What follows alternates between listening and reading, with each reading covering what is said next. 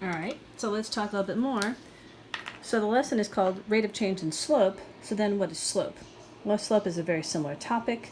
Slope is just simply put as a constant rate of change.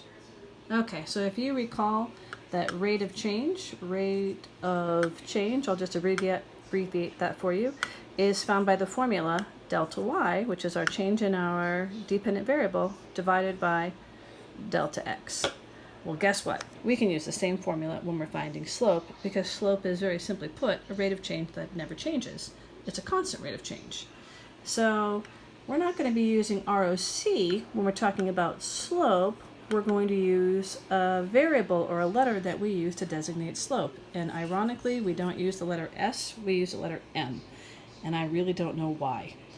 I tell the kids to think about mountains, and mountains have steep slopes, and maybe that's one way to think about it, but I don't know why M is the letter that we use. Nevertheless, M is the letter we use for slope, and one formula for M is delta y divided by delta x. Change in y divided by change in x, that's a formula for slope. Well, there's another way we can look at slope.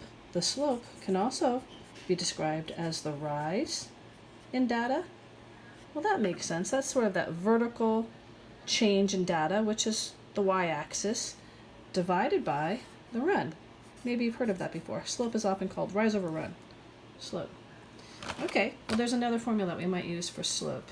So I could describe it like this. How would I mathematically find the change in y? Well, I could take one y-coordinate and I could subtract another y-coordinate, and that would help me find the change in y.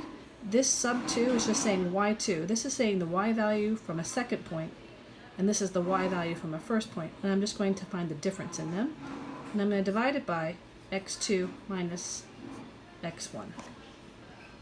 Those are the three formulas that we're going to be using in this lesson for slope.